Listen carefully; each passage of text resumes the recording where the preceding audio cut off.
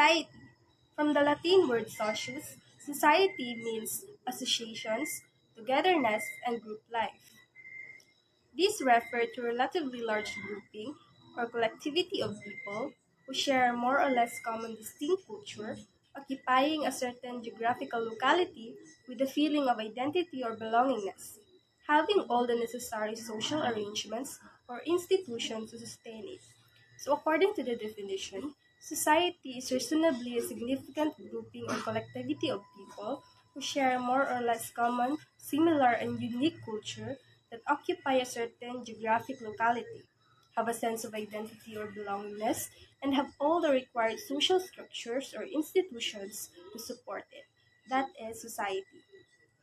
So, according to Calhoun et al. 1994, a society is an autonomous grouping of people who inhabit a common territory, have a common culture, and are linked to one another through routinized social interactions and interdependent statuses and roles. So, what is common culture? Common culture examples are these are the shared values, beliefs, language, practices, or even mores and being more. That are the examples of common culture.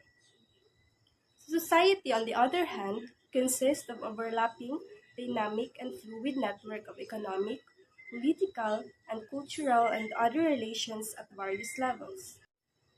So there are basic features of society. The basic features of society includes a relatively large grouping of people in terms of size. Members share common and distinct culture, definite, limited space or territory, feeling of identity and belongingness among people. Members are considered to have a common origin and common historical experience. Members may speak a common mother tongue or major language that serve as a national heritage. And lastly, the autonomy and independence in the sense that it has all the necessary social institution or organizational arrangements to sustain this system. That are the basic features of society. Society is being viewed by main personalities, and that personalities are Gerard and Jean Lansky, Karl Marx, Max Weber, and Emile Durkheim.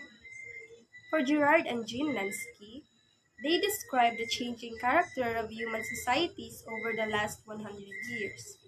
They also explain the importance of technology and how new technology can have revolutionary consequences for social life. For Karl Marx, he understood human history as a long and complex process. He also viewed that the story of society spins around social conflict that arises from how people produce material goods. For Max Weber, the power of ideas also shapes society, and he contrasted the traditional thinking of simple societies with the rational thought that dominates our modern way of life. And lastly, for Emile Durkheim, he helped us to see the different ways that traditional and modern societies hang together. In summary, for the visions of society, for Gerard and Jean Lansky, social change caused by technology. For Karl Marx, society changes through conflict. For Max Weber, the power of ideas shapes and changes society. And lastly, for Emile Durkheim, how traditional and modern societies are held together by the division of labor type of solidarity generated.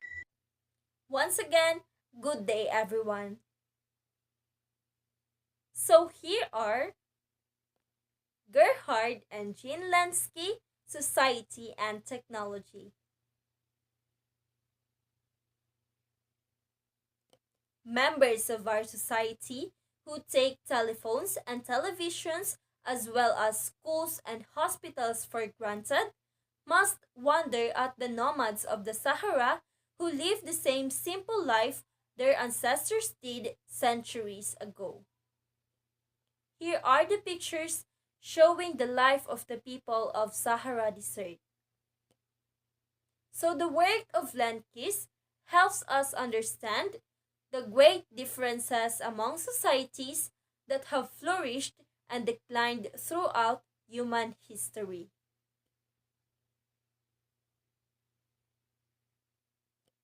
The Lenkis use the term sociocultural evolution to refer to the changes that occur as a society acquire new technology. Societies with simple technology, such as Tuareg, have little control over the nature, so they can support only a small number of people.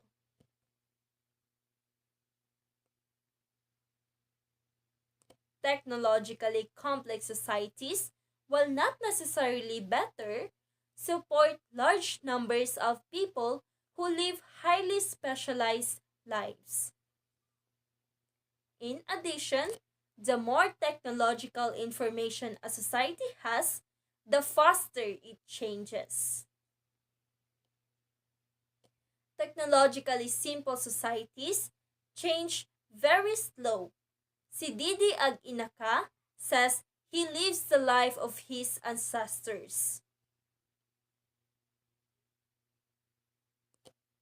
Modern high technology societies, on the other hand, change so quickly that dramatic transformation can occur during a single lifetime. Imagine how someone who just lived a few years ago would react to beepers, phone sex, artificial hearts, test tube babies, genetic engineering, email, space shuttles, the threat of the nuclear holocaust, transsexualism, and tell all talk shows. In short, new technologies sends ripples of change through a society's way of life.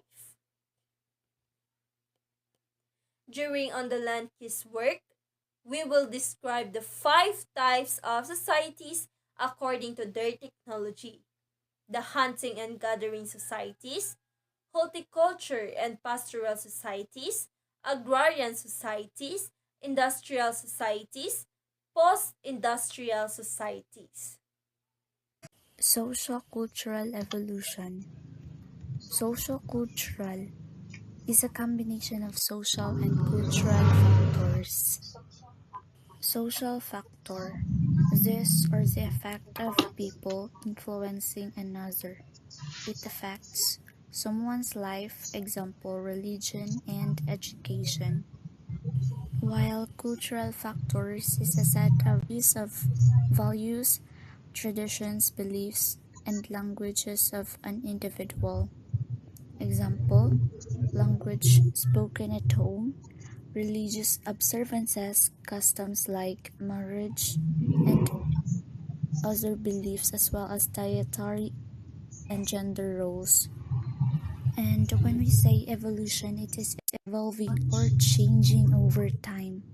So sociocultural evolution are the theories of evolution delineates change in societies and culture.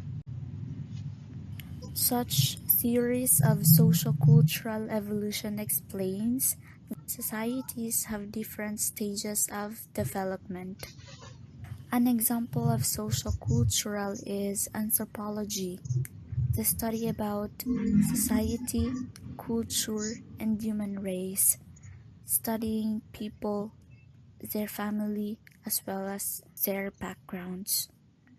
Another example was sociology. It is the study of society, social groups, and social institutions. Basically, a systematic study of interaction, structure, development. Hunting and gathering society is the simplest kind of society. It existed from the emergence of our species 3 million years ago until just 12,000 years before the present. Even in 1800s, there were many hunting and gathering societies in the world. Today, however, just a few remains, including the Aka and Pygmies of Central Africa, the Bushmen of southwestern Africa, the Aborigines of Australia, the Casca Indians of northwest Canada, and the Batak and Semai of Malaysia. Hunters and gatherers have little control over the environment, so they spend most of their time searching for game and collecting edible plants. Only in lush areas where food is plentiful do hunters and gatherers have leisure time. Meaning to say, during their leisure time, they are searching for food in an area where a lot of healthy green edible plants are located. Next is the organized small bands with a few dozen of members because they do not have enough land to support even few people. Hunters and gatherers are nomadic, meaning they are moving from one place to another as they deplete vegetation in an area or follow migratory animals. Although periodically they return to their favored sites, they rarely form permanent settlements, meaning to say they have a little control over the environment because if they cannot deplete vegetation and can't gather animals, what will they eat? It is built on kinship. Kinship means being close or connected to other people. The family obtains and distributes food, protects its members, and teaches the children. Everyone's life is focused on getting their next meal. Meaning to say, hunting and gathering societies were built on kinship, showing unity. There is some specialization related to age and gender. The very young and the very old contribute on what they can, while healthy adults secure most of the food. Women gather vegetation, the more reliable source of food, for example, planting fruits and vegetables, while men take on the less certain task of hunting. For example, hunting an animal. Just like our ancestors, they are hunting what we call baboy ramo. Although men perform different tasks, most hunters and gatherers probably saw the sexes as having about the same social importance. Thus, hunting and gathering society is also known as egalitarian society. So, meaning in terms of age and gender. Next is hunting and gathering society have few formal leaders like shaman. Shaman is the spiritual leader, thus receives high respect and admiration, but they have to work to find food as they don't receive any material rewards.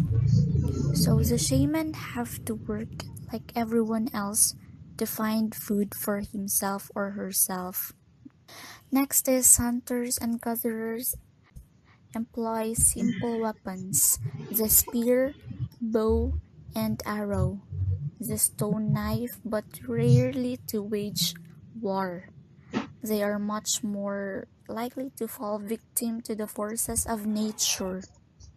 Storms and droughts destroy their food supply, and there is a little they can do in the event of accident or illness. Such vulnerability encourages cooperation and sharing, raising everyone's odds of survival.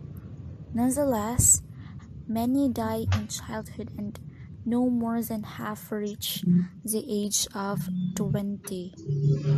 So, hunters and gatherers have simple weapons, the spear, bow, arrow, and the stone knife. Those weapons are what they are using to find or hunt food. Many hunters and gatherers die in childhood and more no more than half reach the age of 20 due to an accident or so that susceptibility encourages everyone to survive. And the last one is practice animism. So they believe many spirits inhabit the world. During the 20th century, technologically complex societies closed in on the few remaining hunters and gatherers, reducing their food supply. Zelensky's claim that at this point we may well have witnessed the end of hunting and gathering societies on Earth. Fortunately, study of this way of life has produced valuable information about human history and our fundamental ties to the natural world. So hunting in societies is slowly coming to an end. But there are some parts of the earth that hunting and gathering society is present. So this study of life produced, this study is substantial as it produced available informations about our human history, social cultural evolution. Horticultural Society. Horticultural Society is an organization devoted to study and culture of cultivated plants. Existing to 12 years ago, when a new technology, horticulture, began to change the life of human beings. 10 years ago, the horticultural technology began to change people's lives. Horticulturalists use a hoe to work the soil and digging stick to punch holes in the ground to plant seeds. It may seem simple and obvious, but horticulture allowed people to give up gathering in favor of growing their own. Means they still need to use a hoe to dig the ground to plant the seeds or plants. Horticulturalists formed settlements, moving on only when they depleted the soil. In my perspective, they had an agreement to do anything. Human first planted gardens in the fertile region of the Middle East and then Latin America and Asia. Within some 5,000 years ago, cultural diffusion spread knowledge of horticulture throughout most of the world. It's to plant first in the fertilized region of the Middle East and then in Latin America and Asia, and that in 5,000 years ago, the knowledge of horticulture spread all over the world. Practice ancestor worship and conceive of God as creator. This let's practice ourselves to worship the great God because He is the creator of all things and He is the Almighty over all or all created. Not all society abandon hunting and gathering in favor of horticulture. Hunters and gatherers living amid plentiful vegetation and game probably took little note of the new technology. Then, two people inhabiting a region such as the Middle East or the Sahara in Western Africa or mountainous areas found horticulture of little value.